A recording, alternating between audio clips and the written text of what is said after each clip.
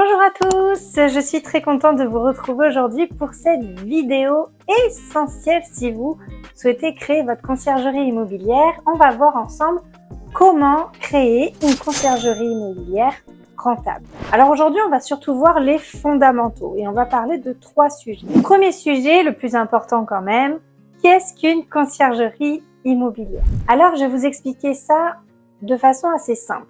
En tant que conciergerie immobilière, nous sommes prestataires de services.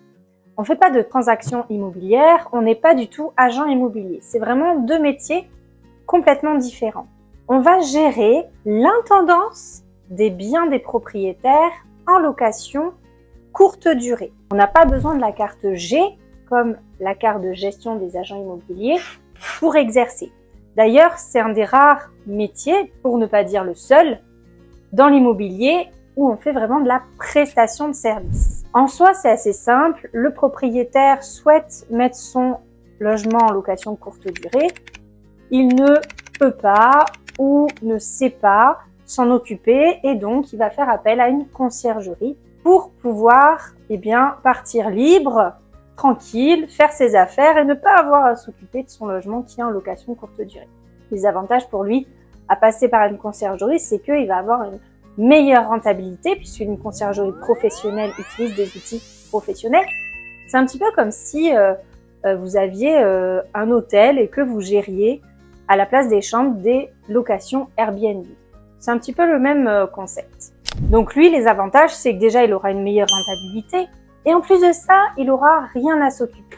En soi, vous, en tant que conciergerie, vous allez prendre un pourcentage sur ce que gagne le propriétaire, donc sur le chiffre d'affaires du propriétaire, pour gérer l'intendance de son logement. Je vous donne un petit exemple sur comment tout ça va fonctionner de façon concrète. Un voyageur va réserver sur Airbnb, donc sur l'annonce du propriétaire. Il va réserver sur son annonce. Cette annonce, vous en serez co-hôte. Mais vous ne serez pas hôte de l'annonce. Ça reste bien l'annonce du propriétaire. Donc, le voyageur réserve son séjour sur l'annonce du propriétaire et le propriétaire reçoit l'argent donc de cette réservation sur son compte bancaire.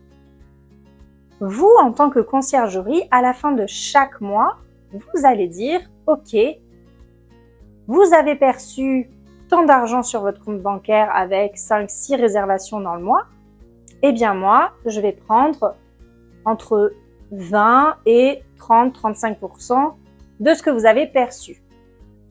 Donc, vous allez prendre un pourcentage de ce qu'aura gagné le propriétaire dans le mois, tout simplement, plus les frais de ménage que vous aurez ajoutés en amont sur votre annonce, sur l'annonce du propriétaire Airbnb. Donc ça, c'est le concept de la conciergerie. Maintenant, pourquoi c'est intéressant de se lancer aujourd'hui dans la conciergerie? Déjà, c'est un métier relativement nouveau, la conciergerie. Il y a même encore des personnes qui ne connaissent même pas, qui ne savent même pas que ça existe, les conciergeries immobilières pour les Airbnb. C'est vrai que la location Airbnb est en plein essor, ça vous le savez, surtout en France et aussi partout dans le monde. Ce qui est génial avec ce métier, c'est que on peut vraiment travailler partout dans le monde parce que une conciergerie immobilière professionnelle doit être à 100% automatisée. Et grâce à ça, vous allez pouvoir travailler n'importe où dans le monde. Que ce soit en France, ça peut être au Maroc, ça peut être aux États-Unis, ça peut être n'importe où. De toute façon, vous utiliserez les mêmes outils. Donc ça, c'est ce qui est vraiment génial en conciergerie.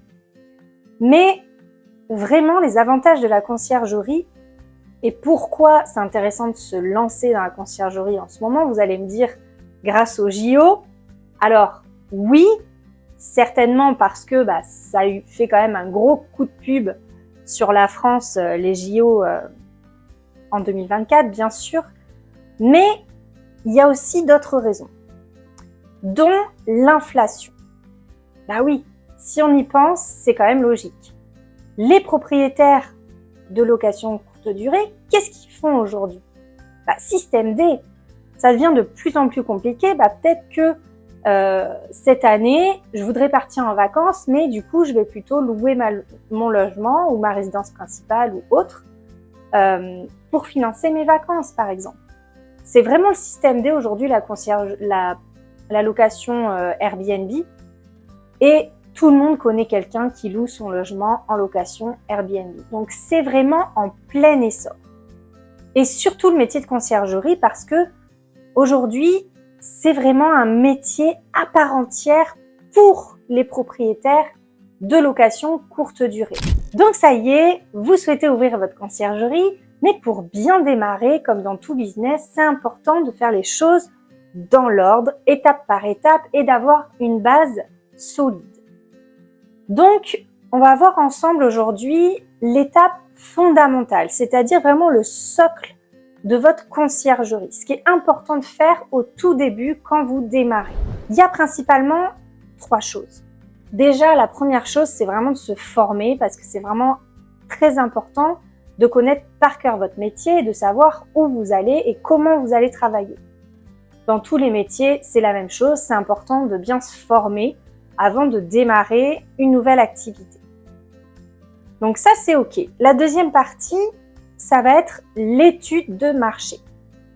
Donc, vous allez voir, c'est pas si compliqué que ça, mais c'est quand même très important, l'étude de marché.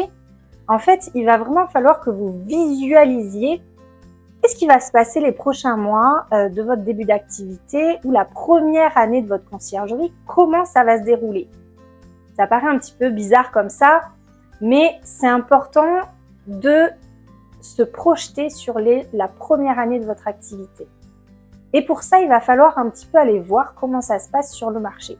Parce que c'est pas le tout de gérer des logements en location courte durée, mais il faut avant tout avoir des logements rentables. Vous êtes sûr que ça vous rapporte de l'argent. Le tout, c'est pas de collectionner les logements, mais c'est d'avoir des logements rentables. Donc pour ça, il va y avoir 2 choses pour l'étude de marché. La première partie, ça va être bien définir votre secteur. Donc pour ça, vous avez plusieurs outils. Vous pouvez aller directement voir sur les plateformes de réservation. Par exemple, je vous donne un exemple. Vous allez sur Airbnb en tant que voyageur. Vous tapez votre ville, la ville où vous souhaitez ouvrir votre conciergerie. Vous mettez pas de date et vous tapez pour 2 voyageurs. Et vous faites une recherche comme si vous souhaitiez réserver un logement dans la ville où vous voulez ouvrir votre conciergerie. Vous recherchez et vous voyez déjà combien de logements il y a de dispo par chez vous. Alors évidemment, si vous êtes dans une grande ville, c'est facile parce que vous êtes sûr d'avoir beaucoup de logements concentrés au même endroit. Par contre, si vous êtes dans des villages ou des villes un peu plus petites, n'hésitez pas à agrandir un petit peu la map et prendre tous les villages alentours. Parce qu'évidemment, si vous vous concentrez que sur une petite ville, ce sera certainement pas suffisant. Malgré tout, les villes à la campagne sont aujourd'hui très prisées pour la location Airbnb. Donc, il faut vraiment aller voir plusieurs villages autour de chez vous. Moi, je dirais une étude de marché, vous pouvez la faire jusqu'à maximum 1 heure de chez vous.